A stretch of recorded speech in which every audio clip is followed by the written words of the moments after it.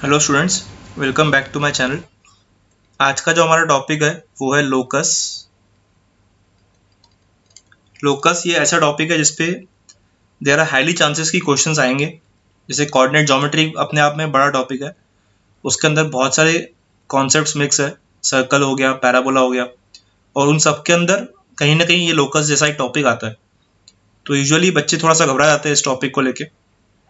तो मेरा ये बोलना है कि लोकस को अगर बेसिक से स्टार्ट करोगे आप, ठीक है, लोकस एग्जैक्टली होता क्या है अगर आपको ये समझ में आ जाए, तो शायद लोकस के क्वेश्चंस को ग्रिप करना आपके लिए टफ नहीं होगा।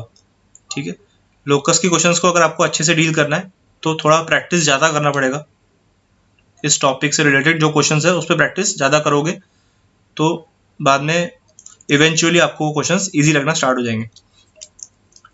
तो बेसिकली जो डेफिनेशन है लोकस का वो ये है, मतलब डेफिनेशन में एक सिंपल भाषा में समझाने का ट्राई करता हूँ। वो ये है कि अगर एक पॉइंट को आपने कुछ कंडीशन के अंडर उसको रोटेट करवाया, रोटेट या फिर मूव करवाया, तो जो पाथ ट्रेवल होगा उस पॉइंट के साथ, उस पाथ का equation is nothing but locus. मतलब आपको आपने एक पॉइंट को कंडीशन दे दिया कि भाई ये पॉइंट है, देखो 2D प्लेन में मूव करना है। इस पॉइंट को ऐसा बोला है कि भाई तू 2D प्लेन में मूव कर, लेकिन कंडीशन ये है कि देखो A और B से इक्वल डिस्टेंस में मूव करना है। ठीक है, उसको कुछ शर्त के अंदर मूव करवा रहे हो।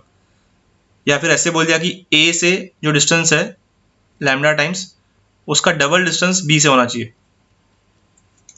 ठीक है, मतलब अगर A से लैम्डा डिस्टेंस है तो B से डबल डिस्टेंस मेंटेन करके चल। फिर उस कंडीशन में जो पॉइंट मूव करेगा तो कुछ ना कुछ पाथ बनने वाला है, उस पाथ की इक्वेशन हमें निकालनी है और उसी को हम लोकस बोलते हैं। अब ये कंडीशंस आपको मैथमेटिकल फॉर्म में लिख के निकालनी है। ठीक है, जैसे अभी मैंने डिस्टेंस की बात की तो आपको डिस्टेंस फॉर्मूला लगाना पड़ेगा। ठीक है, ऐसे मैथमेटिकल टर्म में लिखोगे तो जो इक्वेशन आएगा उसी को हम लोकस बोलते हैं। ठीक है, इट इज द इक्वेशन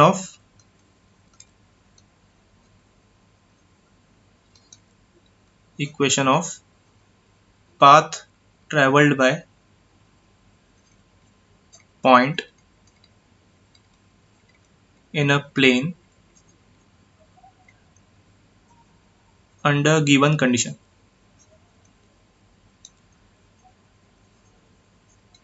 ठीक है, और भी कुछ डेफिनेशन आपने पढ़ी होगी कहीं बुक में अलग तरीके से लिखी है, सबका मीनिंग यही होगा। डायरेक्टली और इनडायरेक्टली जो मीनिंग है वो यही है। अभी मैं स्टार्ट करता हूँ कुछ बेसिक क्वेश्चन से, ठीक है, ताकि आप थोड़ा मैथमेटिकल टर्म्स में लिखने की प्रैक्टिस कर लोगे इससे। ओके, मैं यहाँ पे लिस्ट डाउन कर रहा हूँ कुछ क्वेश्चंस को, आपको फिर उसका आंसर करना है। ठीक है, वीडियो पॉज करके आंसर कर देना और फिर आंसर जब मैं लिखूंगा उससे वेरीफाई कर लेना। ओके, अब जैसे कि आप स्क्रीन पे देख पा रहे हो, मैंने 6 बेसिक क्वेश्चंस को यहाँ पे लिस्ट डाउन किया है। एक एक करके हम सॉल्व करने का ट्राई करते हैं।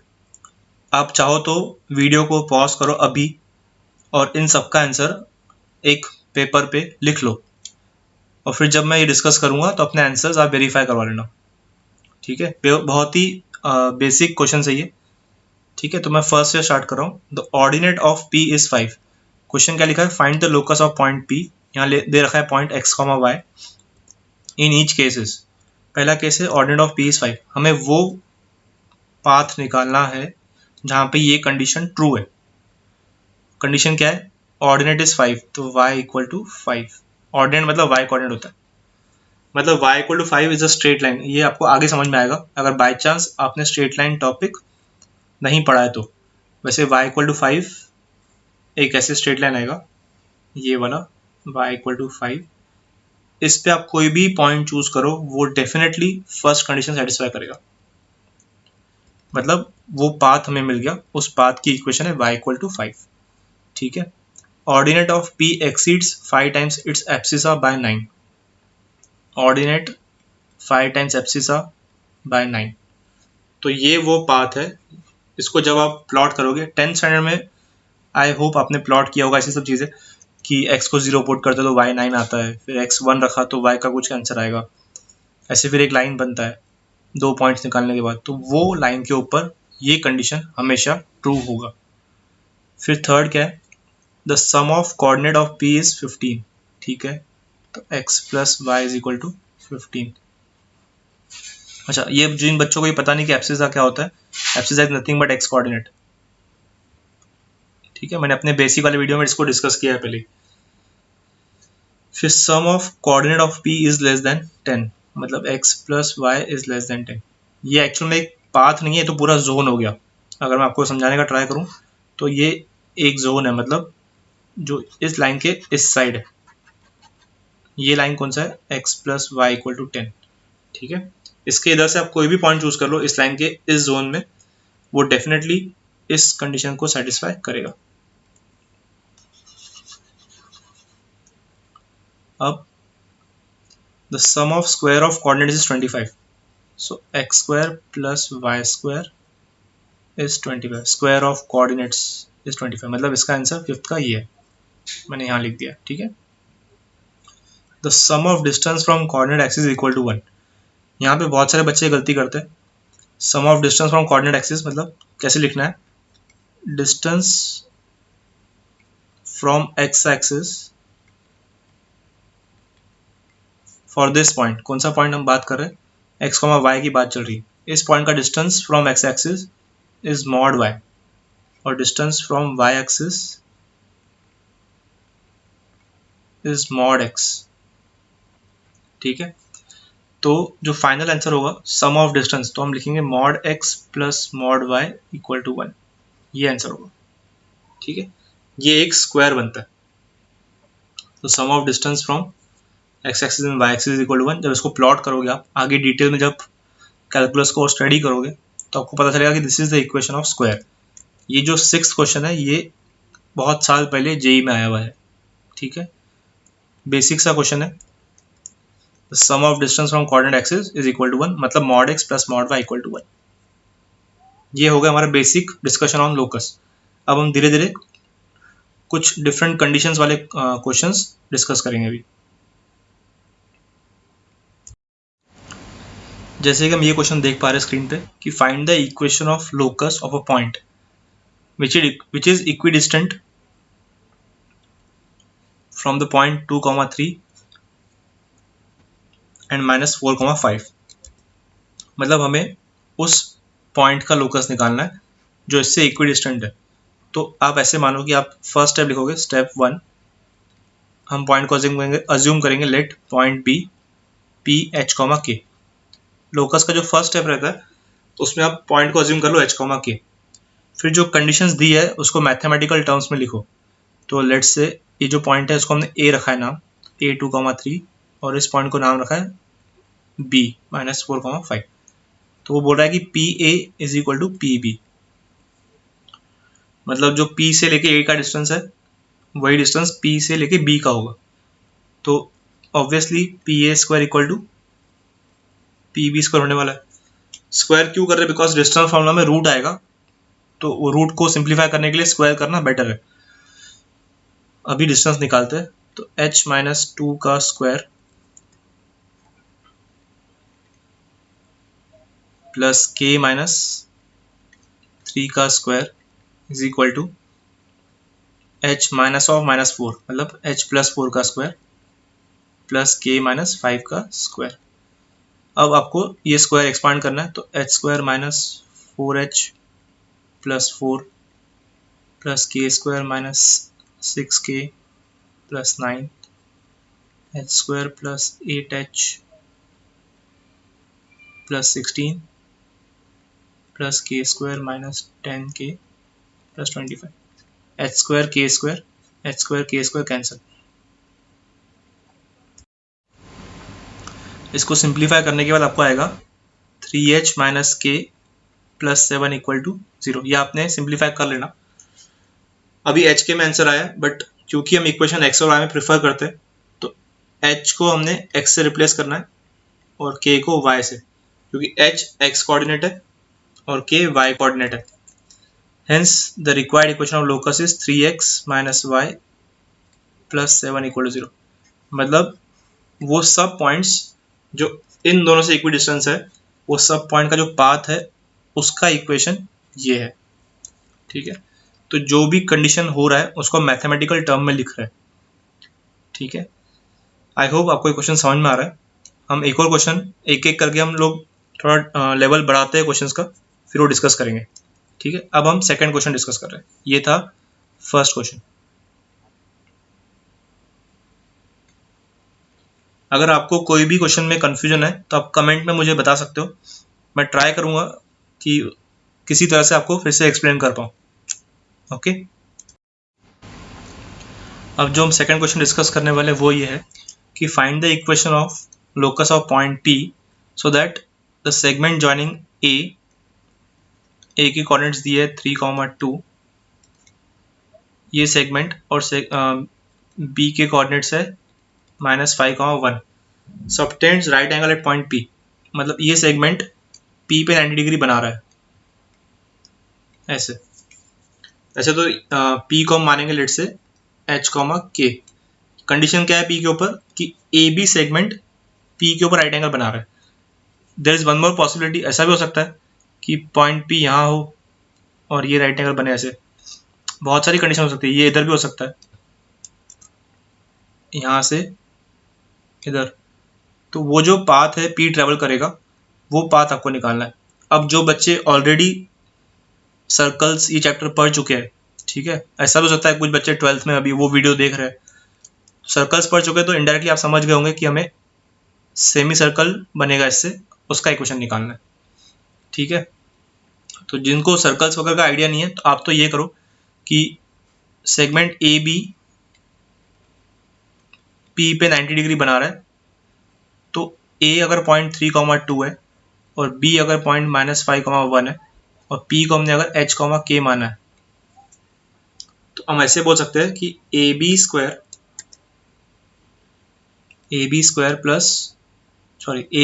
Is equal to a p square plus p b square, Pythagoras theorem से। अब ए बी स्क्वायर क्या होगा, वही डिस्टेंस आपको निकालना है, ये डिस्टेंस निकाल लोगे आप। ए पी स्क्वायर का डिस्टेंस, जैसे डिस्टेंस होना से 3 - h का स्क्वायर प्लस k - 2 का square plus p b square क्या होगा, h प्लस 5 का स्क्वायर प्लस k - 1 का स्क्वायर, और यहाँ पे ए बी स्क्वायर का वैल्यू। तो ये जो इक्वेशन आएगा ये h और k में है और यही तुम्हारा रिक्वायर्ड लोकस होगा। आपको फाइनली x और y में कन्वर्ट करना है उसको। ठीक है, ये हो गया वो तरीका जो बच्चे अभी नया नया इस टॉपिक को पढ़ रहे हैं, नया नया जिनके लिए लोकस है, तो आप पाइथागोरस थ्योरम से कंडीशन लगा के h और k में आंसर निकाल सकते हो। लोकस का इक्वेशन निकालना मतलब h और k में इक्वेशन निकालना, क्योंकि पॉइंट P h और k है तो हमें एंटायर इक्वेशन h और k के पार्ट में आना चाहिए। ठीक है, और जो बच्चे ऑलरेडी सर्कल पढ़ चुके हैं तो आप तो यहाँ पे डायमीटर फॉर्म लगाओ, x - 3 into x plus 5 plus y - 2 into y - 1। And points of diameter given है, आप डायमीटर फॉर्म लगा के सॉल्व कर सकते हो। ठीक है, जिसको डायमीटर फॉर्म नहीं पता है प्रॉब्लम मतलब टेंशन लेने की जरूरत नहीं है, ये मैं आगे सर्कल्स वाले टॉपिक में डिस्कस करूंगा ही। बट क्योंकि 12th वाले बच्चे हैं कुछ जो वीडियोस देखते हैं, तो उनके लिए थोड़ा फास्ट तरीका ये है कि आप ये फॉर्म यूज करो। ओके, इसको सिंप्लीफाई करने का जो आंसर आएगा वो बता देता हूँ आपको, वो आएगा x² प्लस वाई स्क्वायर। आप अपना आंसर वेरीफाई कर लेना, plus 2x - 3y - 13 equal to 0। ये आंसर है, this is the required locus. अब इसी के साथ हम लोग एक और क्वेश्चन डिस्कस करते हैं। ओके, अब जो हम नेक्स्ट क्वेश्चन डिस्कस करने वाले हैं वो है क्वेश्चन नंबर 3। ये थोड़ा डिफरेंट टाइप का क्वेश्चन है। इसमें क्या डेटा गिवन है आप देखो कि एक कोऑर्डिनेट है a 3,1 और b -2,5। ये वर्टेक्सेस ऑफ ट्राइंगल है। Find the locus of the third vertex c। हमें क्या निकालना है, c का लोकस निकालना है, तो हम c को h, k मान लेते हैं। पहले सबसे पहले तो ये ध्यान रखो आप, if the centre of triangle lies on the locus. अब जो सेंट्रॉइड है ट्राइंगल का वो इस लोकस पे लाई करता है, g lies on y equal to 3 plus 2x²। Okay, मतलब एक ट्राइंगल है और ये ग्राफ कैसा है मुझे पता नहीं, ऐसे मैं इमेजिन कर रहा हूँ, मान लो आपको भी पता नहीं है, ठीक है। तो ये जो ऐसा ग्राफ है ऐसे कुछ है, मान लिया कौन सा वाला, ये इस पे सेंट्रॉइड लाई कर रहा है, ये ए है, ये बी है, ए 3,1 और बी -2,5, ठीक है। और सी का हमें लोकस निकालना है। तो ऐसा भी हो सकता है कि दूसरा ट्रायंगल बन जाए, मतलब मान लो ये वाला ट्रायंगल बन जाए, ये ट्रायंगल बने और ये सेंट्रॉइड इस पे, उसका सेंट्रॉइड ये रेड वाला, ठीक है। ऐसे सेंट्रॉइड मूव हो रहा है, ए बी सेगमेंट फिक्स है, जो ए बी सेगमेंट है वो फिक्स है, सेंट्रॉइड मूव होते जा रहा है। सेंट्रॉइड मूव कैसे हो रहा है, अपनी उसकी अलग कंडीशन है। मान लो ये दूसरा ट्रायंगल बन गया और सेंट्रॉइड मान लेते हम ये बन गया उसका, ठीक है। तो सेंट्रॉइड पहले रेड ब्लैक पे था, फिर वो रेड पे गया, फिर ब्लू पे गया, उसके करस्पॉन्डिंग वो ट्रायंगल का जो वर्टेक्स है, पहले सी यहाँ था, फिर यहाँ चला गया, फिर यहाँ ऐसे ये सी रह गया फिर, और लेट से ये वाला भी वर्टेक्स सी। तो आप ये देखो कि जो पाथ सी है, सी जिस पे पाथ ट्रेवल कर रहा है वो हमें निकालना है, सी वर्टेक्स जिस पे पाथ ट्रेवल कर रहा है वो निकालना है। तो ऐसे केस में क्या करना है आपको, सेंट्रॉइड को कुछ कोऑर्डिनेट मान लो आप, लेट से ए कॉमा बी, ठीक है। सेंट्रॉइड को हमने कुछ कोऑर्डिनेट मान लिया, हमें जो भी इक्वेशन चाहिए वो एच और के में चाहिए। ये ए बी तो हमने माना है, तो आप ध्यान रखना जो भी वेरिएबल आप एक्स्ट्रा लेके आओगे उसको एलिमिनेट करना नहीं भूलना। मतलब ए बी तो हमने क्रिएट किया, हमने अज्यूम किया।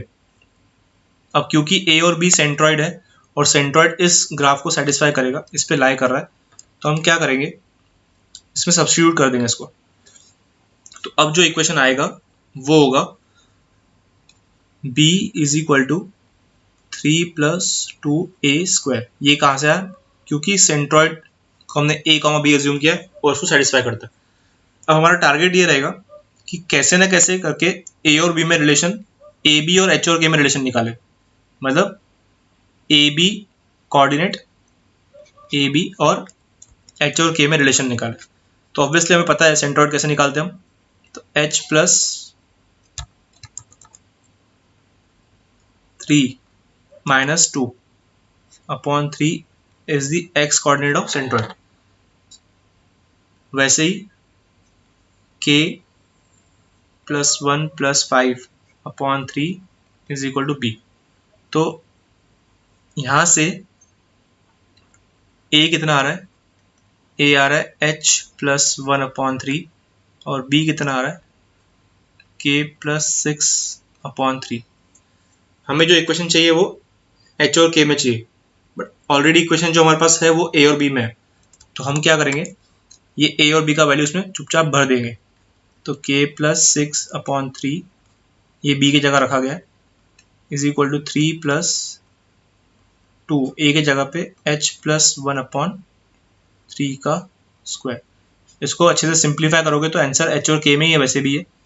This is the required locus, ये हमारा रिक्वायर्ड लोकस है। क्या क्या किया इसके अंदर हमने, जो वेरिएबल पार्ट था g एक पाथ पे मूव कर रहा है, सेंट्रॉइड g, उसको हमने a और b अज्यूम किया। फिर सेंट्रॉइड का कॉन्सेप्ट लगा के h k और a b में रिलेशन लेके आए। हमारे पास ऑलरेडी a और b में इक्वेशन था, वहाँ पे सब्स्टिट्यूट करने के बाद h और k में इक्वेशन आ गया, ठीक है। और हमें वही इक्वेशन रिक्वायर्ड है। तो जो पॉइंट सी है उसका जो पाथ होगा वो ये होगा।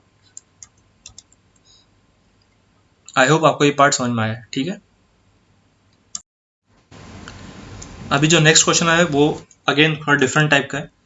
इसने क्या दिया देखो कि if A B is a portion of the line intersected between coordinate axis, अच्छा, such that A lies on x axis and B lies on, ये ए है और ये बी है, y axis. If P divides segment AB in the ratio 2:3, okay, एक point P है वो 2:3 ratio में डिवाइड कर रहा है AB को, तो A से जो डिस्टेंस होगा 2 होगा और P से 3 होगा, मतलब 2:3 रेशियो में। ऐसे गलती से ये मत कर देना कि यहाँ 2 लिखा और यहाँ 3 लिखा, ये ध्यान रखना है आपको।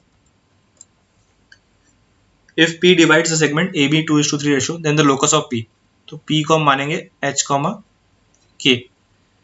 क्या गिवन है कि ए बी का जो लेंथ है वो 5 है, अच्छा। ए को हम मान रहे हैं, ए का जो कोऑर्डिनेट है वो a,0 और b का कोऑर्डिनेट 0,b। अब ये ए और बी हमारा एक्स्ट्रा माना हुआ कोऑर्डिनेट है, एक्स्ट्रा माना हुआ वेरिएबल है, कोऑर्डिनेट नहीं बोलेंगे, वेरिएबल बोलेंगे। तो हमें ए और बी को कैसे ना कैसे करके एलिमिनेट करना है। ओके, तो ट्राई करते हैं, पहले ए और बी में रिलेशन क्या है वो देखते हैं। तो a² प्लस b² 25 गिवन है, a² प्लस b² 25 गिवन है, बिकॉज ए बी का जो लेंथ है, लेंथ ऑफ ए बी वो 5 है, तो a² प्लस b² 25 होगा। अब क्योंकि पॉइंट P 2:3 रेशो में डिवाइड कर रहा है, तो हम internal division section formula apply करेंगे, section formula for internal division. तो h कोऑर्डिनेट कैसे निकालेंगे हम, 2 इंटू 0, 2 इंटू बी का x coordinate plus 3 into A का x कोऑर्डिनेट अपॉन 2 प्लस 3 मतलब 5। वैसे ही k निकाला जाएगा, 2 into b plus 3 into 0 upon 5। तो यहाँ से जो a आ रहा है, a का वैल्यू आ रहा है 5h अपॉन 3 और b का वैल्यू आ रहा है 2k, नहीं, b का वैल्यू 5k अपॉन 2। और हमें a और b में ऑलरेडी इक्वेशन पता है, हमें h और k में रिक्वायर्ड है, तो हम ये a और b को उसमें पुट कर देंगे। तो 5h अपॉन 3 का स्क्वायर प्लस 5k अपॉन 2 का स्क्वायर इज इक्वल टू 25। तो सिंप्लीफाई करने के बाद ये बनेगा h² upon 9 plus k² upon 4 equal to 1। Finally हम x और y में इक्वेशन लिखते हैं, तो x² upon 9 plus y² upon 4 equal to 1 is the required equation of locus, required equation. ठीक है, आई होप आपको ये बेसिक क्वेश्चंस जो है लोकस के ऊपर समझ में आ रहा है। इसके बाद हम एक और क्वेश्चन डिस्कस कर रहे हैं अभी। अब जो नेक्स्ट टाइप का क्वेश्चन है, इसमें क्या दिया देखते हैं। Origin is shifted to the point 3, p, find the value of p so that the new equation of the locus given by, एक लोकस दिया है आपको y² plus 2x minus 8y plus 7 equal to 0। तो जो new equation है, मतलब origin को shift किया है किसी पॉइंट पे 3, p पे, तो जो नया इक्वेशन आया है इसी लोकस का, वो does not contain the term in y।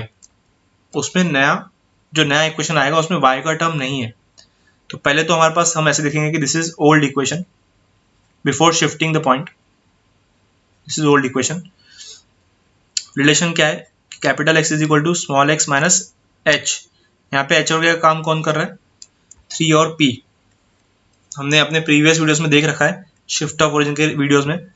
अगर आपको ये पार्ट बाय चांस समझ में नहीं आ रहा है तो आप वो वीडियो एक बार देख लो शिफ्ट ऑफ ओरिजिन का। कैपिटल Y क्या होगा, p small y minus p। तो हमें ओल्ड इक्वेशन से न्यू में पहुंचना है, तो ये कैपिटल X प्लस 3 होगा और y will be capital Y plus p। और अब वो बोल रहा है कि इसमें जो y का टर्म है नहीं होना चाहिए, तो पहले तो हम यहाँ पे रिप्लेस करते हैं इसको।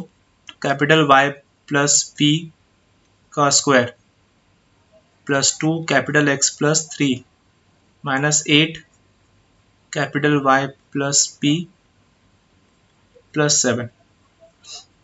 इसमें जो y का टर्म है वो नहीं होना चाहिए, तो हम देखते हैं जो y का टर्म है वो क्या क्या आ रहा है। जैसे इसमें एक्सपांड करने पे y² plus 2py plus p² आएगा। ये 2x प्लस 3 को हम ऐसे रहने देते हैं, यहाँ आएगा minus 8y minus 8p plus 7। तो ये 2p हम यहाँ डायरेक्ट क्या लिख रहे हैं, कोएफिशिएंट ऑफ कैपिटल Y। तो इधर से 2p है और यहाँ से माइनस 8 है, और जो ये कोएफिशिएंट है वो 0 होना चाहिए, क्योंकि उसने क्लियरली बोला है कि does not contain the coefficient of y। तो ये कौन से वैल्यू ऑफ p के लिए पॉसिबल है, 4। तो p इक्वल टू 4। इसका मतलब जब हम ओरिजिन 3, 4 पे शिफ्ट करेंगे तो जो नया लोकस आएगा इसका नया लोकस प्रीवियस वाले का शिफ्ट करने के बाद जो लोकस आएगा उसमें कैपिटल Y का टर्म नहीं होने वाला है। अगर आप 3,4 पे शिफ्ट करते हो तो 4 हमें यहाँ से मिला P का वैल्यू। ठीक है, आई होप ये वीडियो के जो क्वेश्चंस मैंने करवाए आपको समझ में आए। ठीक है, ये था हमारे बेसिक कोऑर्डिनेट ज्योमेट्री का लेक्चर लोकस के ऊपर। ठीक है, अगर आपको ये वीडियो पसंद आया तो लाइक कीजिए और अपने फ्रेंड्स के साथ इसको शेयर करो। मैं इन डेप्थ क्वेश्चंस टॉपिक जब मैं पढ़ाऊंगा सर्कल, पैराबोला, स्ट्रेट लाइन, उनमें एक प्रॉपर वीडियो लोकस के ऊपर अलग से बनाया जाएगा। तो तब ये सब पार्ट डिस्कस नहीं करूँगा कि लोकस एग्जैक्टली होता क्या है। ठीक है, क्योंकि हमने बेसिक में ऑलरेडी कवर कर लिया है। तो मैं इमेजिन करूँगा कि आपने वो बेसिक वाला वीडियो देखा है और फिर तब जाके आप वो डिटेल जो क्वेश्चंस मैं करवाऊँगा लोकस के ऊपर वो फिर तब देखने के लायक बनोगे आप। ठीक है, तो आई होप इतना सब आपको समझ में आया है। ठीक है, थैंक यू, मिलते हैं नेक्स्ट वीडियो में।